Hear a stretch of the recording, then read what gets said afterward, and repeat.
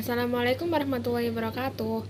Di sini saya akan menjelaskan tentang Pancasila sebagai dasar negara.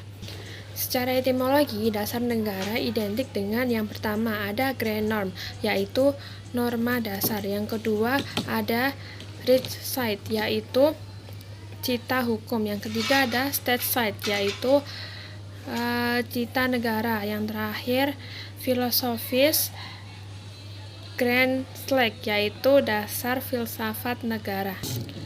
Adapun dasar negara secara terminologi, yaitu dasar negara ini merupakan sebagai sumber dari sumber-sumber hukum untuk membentuk dan menyelenggarakan negara, yang berarti dasar negara ini merupakan norma dasar dalam penyelenggaraan negara.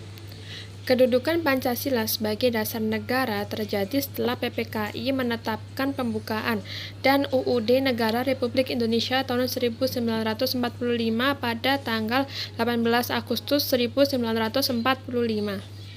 Kedudukan Pancasila memiliki 3 implikasi. Yang pertama ada implikasi politis yang menjadikan Pancasila sebagai ideologi nasional. Yang kedua ada implikasi etis yang menjadikan Pancasila sebagai norma etik bernegara. Yang ketiga ada implikasi yuridis yang menjadikan Pancasila sebagai sumber hukum negara. Selanjutnya, makna Pancasila dasar negara.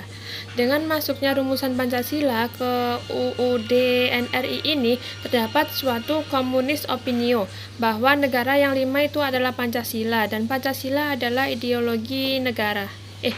Ideologi nasional. Dasar formal Pancasila sebagai dasar negara tersimpul pada UUD 1945 pada alinea keempat.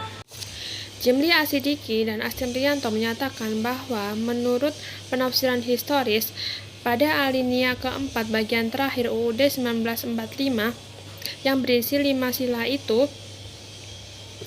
dinamakan Pancasila sebagai dasar negara. Menurut Cato Trinzin, Pancasila sebagai dasar negara memiliki 3 pengertian, sekaligus 3 tingkatan. Yang pertama sebagai dasar negara abstrak universal, yang tercantum pada UUD NRI 1945. Maksudnya yaitu Pancasila sebagai pokok kaidah negara yang fundamental. Maksudnya gimana sih? Kata kunci dari sila-sila Pancasila kan ada ketuhanan, kemanusiaan, persatuan, kerakyatan, dan keadilan. Maksudnya itu kalau dalam bentuknya terdiri dari Tuhan, manusia satu, rakyat dan adil, serta padanan, sehingga kata itu mempunyai makna abstrak yang hanya ada dalam pikiran saja. Sebagai pedoman penyelenggaraan negara yang bersifat umum kolektif, yang tercantum pada bagian tubuh UUD NRI tahun 1945. Pancasila bersifat umum kolektif, yakni satu kesatuan yang berlaku untuk negara Indonesia. Nilai-nilai Pancasila dijabarkan dalam pasal-pasal UUD 1945 karena terdapat hubungan kausal organis antara Pancasila pembukaan dan batang tubuh UUD NRI 1945. Disebut kausal karena Pancasila dan pembukaan ini menjadi alasan adanya batang tubuh UUD NRI. Disebut organis karena ada satu kesatuan yang bulat atau tidak pernah terpisah.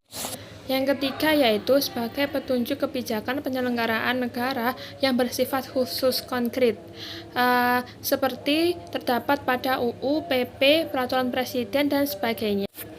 Sekian penjelasan dari saya tentang Pancasila sebagai dasar negara. Wassalamualaikum warahmatullahi wabarakatuh.